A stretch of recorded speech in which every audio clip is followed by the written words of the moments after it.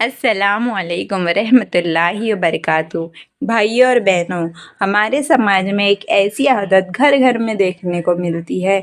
कोई लाल धागा बांध रहा है, कोई हाथ में कोई चमकदार पत्थर या अंगूठी पहन रहा है, कोई गले में तावीज़, तो कोई छोटे छोटे बच्चों के गले में मोती का हार बनाकर लटका रहे हैं। किसी के दरवाजे पर नींबू मिर्च लटक रही है और पूछो क्यों, तो जवाब मिलता है ये बुरी नज़र से बचाता है, ये किस्मत बदल देता है, ये मुसीबतें दूर करता है। लेकिन ज़रा सोचिए, क्या ये चीज़ें हमें बचा सकती हैं? क्या ये हमारे नसीब को बदल सकती हैं? या ये सब हमें अल्लाह से दूर कर रही है? भाइयों और बहनों, आओ आज कुरान और हदीस की रोशनी में इस सच्चाई को जानते हैं।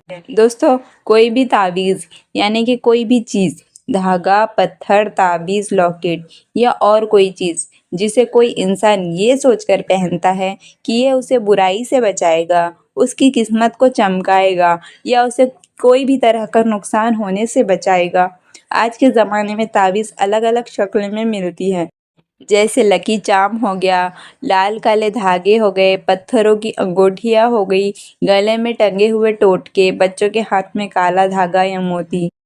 लोग इन चीज़ों को कभी मजाक में, कभी फैशन में और ज़्यादातर अंधविश्वास में पहनते हैं। अल्लाह ताला कुरान में फरमाते हैं, अगर अल्लाह तुझे कोई नुकसान पहुंचाना चाहे तो उसके सिवा कोई उसे दूर नहीं कर सकता, और अगर वो तुझ पर रहम फरमाए तो उसके सिवा कोई रोक नहीं सकता।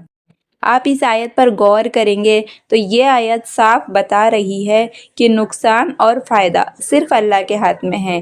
ताबीज़, पत्थर, धागा ये सब कुछ नहीं कर सकते। रसूल अल्लाह सल्लल्लाहु अलैहि वसल्लम ने फरमाया, जो शख्स ताबीज़ पहनता है अल्लाह उसका काम अधूरा कर देगा। एक और हदीस में है, जिसने ताबीज़ लटकाया वो उसी के हवाले कर दिया गया। मतलब अगर तुम अल्लाह को छोड़कर किसी चीज़ पर भरोसा करोगे तो अल्लाह तुम्हें उसके हवाले कर देगा, वो चीज़ तुम्हारा कुछ नहीं कर सकेगी। फिर एक सहाबी ने अपने हाथ में पीतल का कंगन पहन रखा था। तब रसूल अल्लाह सल्लल्लाहु अलैहि वसल्लम ने पूछा, ये क्या है? उन्होंने कहा, कमज़ोरी दूर करने के लिए। आप सल्लल्लाहु अलैहि वसल्लम ने फरमाया, इसे उतार दो, ये सिर्फ तुम्हें और कमज़ोर करेगा। अगर इसे पहनकर तुम मर गए तो कभी नाकामयाबी से नहीं निकल पाओगे। मेरे भाइयों और बहनों, इस बात को समझो और गौर करो। आज लोग कहते हैं ये पत्थर पहनो, बिजनेस में बरकत आ जाएगी, ये धागा बांधो, नौकरी पक्की हो जाएगी, ये ताबीज़ बच्चा बीमार ना होगा इसके लिए है। लेकिन अगर सच में ये चीज़ें असर करती तो दुनिया में कोई गरीब नहीं रहता, कोई बीमार नहीं पड़ता, कोई मुसीबतों का शिकार नहीं बनता। अभी कोई कहेगा कि हम तो फैशन के लिए पहन रहे हैं, पर फैशन के लिए पहनने में भी खतरा है, क्योंकि देखने वाला समझ सकता है कि तुम इसे ताबीज़ की नीयत से पहन रहे हो। इसलिए उलेमा कहते हैं, अगर इसमें शक भी हो कि ये शिर्क की निशानी है तो इसे बचना ही बेहतर है।